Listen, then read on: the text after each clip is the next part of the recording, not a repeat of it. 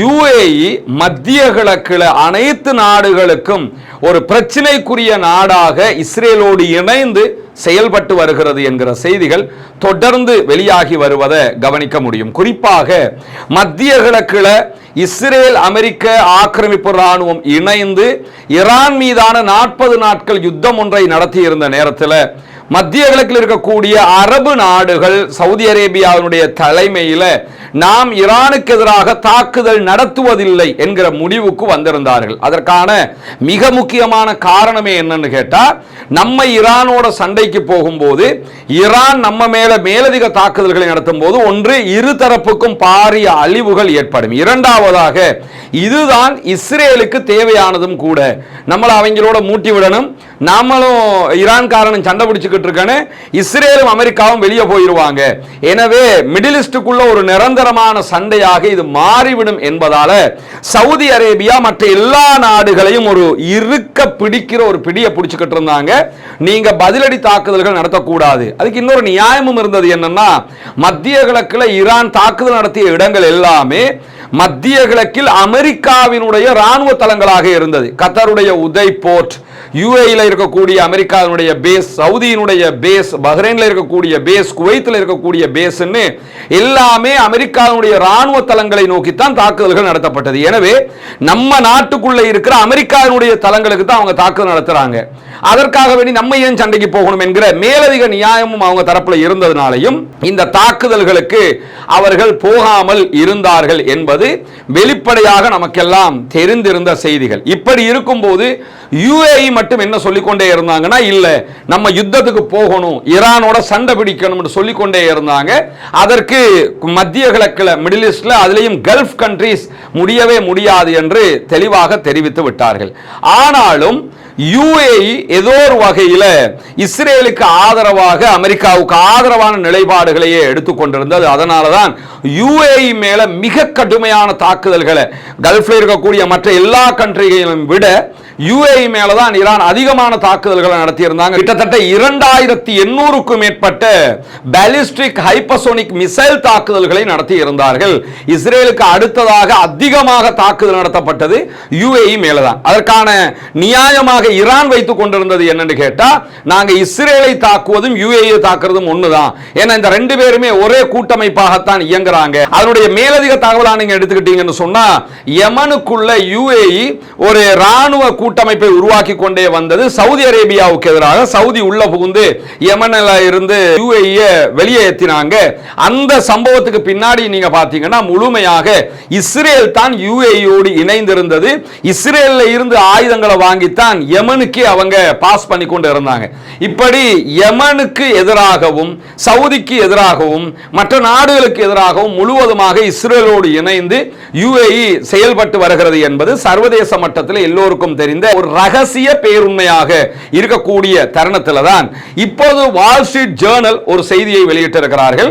அந்த செய்தி தான் இன்றைக்கு ஒரு மாபெரும் பேசுபொருளாக மீண்டும் மாறி இருக்கிறது. அது என்ன செய்தி என்று சொன்னால், வால் ஸ்ட்ரீட் ஜேர்னலுடைய தரவு பிரகாரம் இஸ்ரேல் அமெரிக்க கூட்டு தாக்குதல்கள் ஈரான் மீது நடத்தப்படுகிற நேரத்தில், குறிப்பாக ஈரானுக்கும் அமெரிக்காவுக்கும் இடையில ஒரு யுத்த நிறுத்தம் ஏற்பட்ட ஏப்ரல் மாதத்தினுடைய ஆரம்ப நாட்கள்ல யுஏஇ ஈரான் மீது தாக்குதல்களை நடத்தி இருக்கிறது. அதிலும் ஈரானுடைய லவான் என்கிற ஒரு தீவு, அது ஈரானுக்கான மிக முக்கியமான ஒரு தீவாக இருக்கிறது. அங்கே பெட்ரோல் சுத்திகரிப்பு நிலையம், மாபெரும் நிலையம் ஒன்று இருக்கிறது. அந்த நிலையத்தை நோக்கி யுஏஇனுடைய ராணுவம் தாக்குதல்களை நடத்தி இருக்கிறது. அதிலே பலத்த அழிவுகள் ஈரானுக்கு ஏற்பட்டிருக்கிறது. அந்த தீவில் இருக்கக்கூடிய பெட்ரோல் சுத்திகரிப்பு நிலையம் தற்போது இயங்க முடியாத நிலையில் இருக்கிறது. அவ்வளவுக்கு மிகப்பெரிய அழிவை உண்டாக்கி இருக்கிறாங்க. இந்த அழிவை செய்தது யாருன்னு சொன்னா யுஏஇ தான். அரபு நாடுகள் நாங்க தாக்குதலுக்கு போறதில்லைன்னு முடிவெடுத்திருந்த நிலையிலையும் யுஏஇ இந்த தாக்குதல்களை நடத்தினார்கள். யுஏஇ மேல ஈரான் நடத்திய தாக்குதல்களை தடுத்ததே இஸ்ரேலுடைய அயன் டோம் சிஸ்டம்கள் தான் என்கிற செய்திகள் எல்லாம் இன்றைக்கு வெளியாகி இருப்பதை நம்ம பார்க்க முடியும். இப்படி முழுவதுமாக இங்க யாருக்கு யார் தாக்கினாலும் அது பிழை, அதுல எந்த மாற்று கருத்தும் கிடையாது. குறிப்பாக அரபு நாடுகள் மீது ஈரானுடைய தாக்குதலும், ஈரான் மீதான அரபு நாடுகளுடைய தாக்குதலும் ஒரு பாரிய யுத்தத்திற்கு வழிவகுத்து விடும் என்பதில் எந்த மாற்று கருத்தும் இல்லை. ஆனால் இஸ்ரேலுக்காக, இஸ்ரேலை ஆதரித்து இஸ்ரேலுடைய சூழ்ச்சிகளுக்கு விளை போய் எல்லா பகுதிகளிலும் யுஏஇ செய்யக்கூடிய இந்த காரியங்களை தான் எல்லோருமே எதிர்த்து கொண்டிருக்கிறார்கள். அது சூடானாக இருந்தாலும் சரி, சோமாலியாவாக இருந்தாலும் சரி, அதற்கு முன்பதாக யமனுக்குள்ள அவங்க போட்ட ஆட்டங்களாக இருந்தாலும் சரி, கடைசியாக லிபியாவுக்குள்ள அவர்கள் செய்து வந்த காரியங்களாக இருந்தாலும் சரி, இந்த எல்லா இடத்தையும் நீங்க பாத்தீங்கன்னா எல்லா இடத்திலும் சவுதி அரேபியா தற்போது தலையை நுழைச்சு யுஏஇ வெளியேற்றுகிற வேலையை பார்த்துக்கிட்டே இருக்கிறாங்க. கடைசியாக லிபியாவில் ஆளும் அரசு தரப்புக்கு தேவையான ஆயுதங்களை பாகிஸ்தானில் இருந்து வாங்கி சவுதி அரேபியா கொடுத்திருக்கிறார்கள் லிபியாவுக்கு. அங்கும் யுஏஇனுடைய ஆதரவு பெற்றவர்களை அடித்து விரட்டுவதற்காகத்தான் அது கொடுக்கப்படுகிறது. சவுதி அரேபியா ஆயுதம் கொடுத்த எல்லா இடத்தையும் பார்த்தீங்கன்னா எல்லாமே அந்த நாட்டினுடைய அரசு தரப்பாக இருப்பாங்க. யுஏஇ ஆயுதம் கொடுத்த எல்லா இடத்தையும் பார்த்தீங்கன்னு சொன்னா அந்த நாட்டுக்குள்ள குழப்பம் விளைவிக்கிற ஆயுததாரிகளாக இருப்பார்கள். எனவே யுஏஇ தற்போது இஸ்ரேல் செய்கிற வேலைகளை அரபு போர்வையில் செய்து கொண்டிருக்கிறது என்கிற குற்றச்சாட்டுகள் தான் இப்பொழுது பலமாக முன்வைக்கப்பட்டு வருகிறது. இதற்கெல்லாம் யுஏஇ சொல்லக்கூடிய ஒரே நியாயம் என்னன்னு சொன்னா, எங்களுடைய நாட்டின் மீதான ஈரானுடைய தாக்குதல்களால எங்க நாட்டினுடைய பாதுகாப்பு நற்பெயர் கெட்டிருக்கிறது. யுஏஇனாலே ஒரு கனவு தேசம், நம்ம நேற்றைய வீடியோவில் கூட சொல்லி இருக்கிறோம். அந்த கனவு தேசத்துல குடியேறுவது, அங்க பிசினஸ் பண்றதுங்கிறது எல்லோருக்குமே ஒரு கனவாக இருந்த நிலையில அங்கு நடத்தப்பட்ட தாக்குதல்களாக யுஏஇ பாதுகாப்பற்ற தேசம் என்கிற நிலைக்கு கொண்டு வந்து விட்டிருக்கிறது இந்த யுத்தங்கள் என்பதுதான் அவர்களுடைய ஒரு மிகப்பெரிய குற்றச்சாட்டு. அதை தாண்டி யுஏஇக்கு போட்டியாளராக இருப்பது கத்தர். கத்தர் மீது இப்படியான எந்த தாக்குதல்களும், இவ்வளவு வலுவான தாக்குதல்களை ஈரான் பண்ணவே இல்லை. இன்னும் சொல்ல போனா அவ்வளவு பெரிய தாக்குதல்கள் யுத்தங்கள் நடந்த நேரத்தில் கூட கத்தருடைய அல் ஜசீரா ஊடகம் முழுவதுமாக ஈரானுக்கு சாதகமாகவே செய்திகளை வெளியிட்டும் வந்தது. எனவே கத்தருடைய செயல்பாடுகள், முன்னேற்றங்களை ஈரான் ஆதரிக்கிறது, எங்களுடைய முன்னேற்றங்களை தடுக்கிறது. குறிப்பாக சவுதி அரேபியாவுடைய முன்னேற்றங்கள் எல்லாமே தற்போது யுஏஇக்கு போட்டியாக வந்திருக்கிறது என்பதெல்லாம் யுஏஇக்கு இருக்கக்கூடிய பொருளாதார பொறாமை அல்லது பொருளாதார ஏற்றத்தாழ்வுக்கு மத்தியிலே இருக்கக்கூடிய பிரச்சனை என்று கூட நம்ம பார்க்க முடியும். அதை தாண்டி இந்த யுத்த காலத்தில் ஈரான் மீதான தாக்குதல்களுக்கு முன்பதாக ஏற்கனவே யமனுக்குள்ள சவுதி அரேபியா யுஏஇக்கு எதிரான தாக்குதல்களை நடத்தும் போது வெளிவந்த ஒரு பெரிய ரகசியம் என்னன்னா, நமக்கெல்லாம் தெரியும், சவுதி அரேபியா நியோன் என்கிற ஒரு அபிவிருத்தி திட்டத்தை முன்னெடுத்து வர்றாங்க.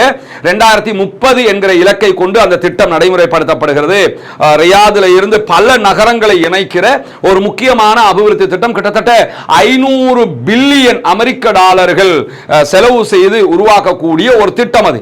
அந்த திட்டத்தின் மீது தாக்குதல் நடத்துங்கள், நாங்க அதுக்குரிய பணங்களை தர்றோம் என்று சொல்லி யமன்ல இருக்கக்கூடிய ஹவுதீஸ் குழுவிடத்தில், ஹூத்திகளிடத்தில் யுஏஇ பேரம் பேசியது. நீங்க தாக்குதல் நடத்துங்க, உங்களுக்கு தேவையான எல்லாத்தையுமே நாங்க தர்றோம் அப்படின்னு சொல்லி பேரம் பேசியது என்கிற செய்திகளை ஹூதீஸ் வெளியிட்டிருந்த காட்சிகளை எல்லாம் ஏற்கனவே நம்ம பேசி இருக்கிறோம், நம்ம வீடியோக்களிலேயே சொல்லி இருக்கிறோம். எனவே யுஏஇனுடைய செயல்பாடுகளை எடுத்துக்கிட்டா இதுவரைக்குமே இஸ்ரேல் செய்து வந்த எல்லா சூழ்ச்சிகளையும் தற்போது அரபு நாடுகளுக்கு எதிராக யுஏஇ செய்து வருகிறது என்பதுதான் இங்க இருக்கக்கூடிய மிக பெரும் மனக்குறையாக இருக்கிறது. இன்றைக்கு வால் ஸ்ட்ரீட் ஜேர்னல் வெளியிட்டிருக்கக்கூடிய இந்த செய்திகளை அல் ஜசீரா உள்ளிட்ட துருக்கியினுடைய டிஆர்டி வேர்ல்ட் உள்ளிட்ட பல ஊடகங்களும் வெளியிட்டிருக்கக்கூடிய காட்சியை பார்க்கலாம். கடந்த ஆண்டும் நம்ம நபிகள் நாயகம் ஸல்லல்லாஹு அலைஹி வஸல்லம் அவர்களுடைய வழிகாட்டுதல் பிரகாரம், திருமறை குர்ஆனுடைய வழிமுறைகள் பிரகாரம் கூட்டு குர்பான் திட்டத்தில் குர்பானி பங்குகளை இணைத்து ஏழை எளிய மக்களுக்கு அதனுடைய பலனை கொண்டு போய் சேர்க்கிற பணியை செய்திருந்தது உங்களுக்கு எல்லாம் தெரியும்.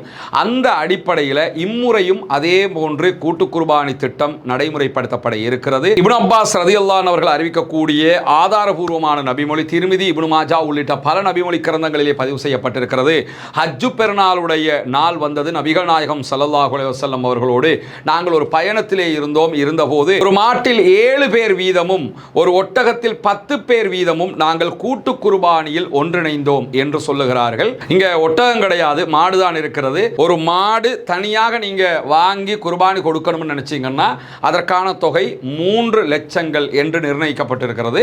இதே நேரத்தில் ஒரு பங்காக கொடுக்கணும்னு விரும்பினீங்க என்று சொல்லி சொன்னால் 7 பேர் இணைந்து ஒரு பங்கு என்கிற விதத்தில் ஒரு பங்கினுடைய விலை 43,000 இலங்கை ரூபாய்கள் என்று நிர்ணயிக்கப்பட்டிருக்கிறது. ஏழை எளிய மக்களுக்கு இதனுடைய பலன்கள் போய் சேரும் விதமாக இந்த கூட்டு குர்பானியுடைய திட்டத்திலே இணைய விரும்புகிற சகோதரர்கள் முன்னால் தெரிகிற நம்முடைய வங்கி கணக்கிலக்கத்திற்கு உங்களுடைய குர்பானுடைய பங்குகளுக்கான பணத்தொகைகளை அனுப்பி வைக்க முடியும். வெளிநாடுகளிலிருந்து இணைய விரும்புகிற சகோதரர்கள் இதற்கான பணத்தை அனுப்ப முடியாது எனும் பட்சத்தில் முன்னால் தெரிகிற என்னுடைய வாட்ஸ்அப் இலக்கத்திற்கு நீங்கள் தொடர்பு கொண்டீங்கன்னா எப்படி நீங்கள் பணம் அனுப்புவது என்கிற விவரங்கள் நம்ம உங்களுக்கு சொல்வதற்கு தயாராக இருக்கிறோம். எனவே கூட்டு குர்பானி திட்டத்திலே நபி வழி பிரகாரம் ஒன்றிணைந்து நாளை மறுமையிலே அதிகமான நன்மைகளை பெற்று ஜன்னத்துல் ஃபிர்தௌஸை அடையக்கூடிய பாக்கியத்தை வல்ல இறைவன் நம் அனைவருக்கும் தந்தருள்வானாக. வாஹிர் தஅவானா அல்ஹம்துலில்லாஹி ரப்பில் ஆலமீன்.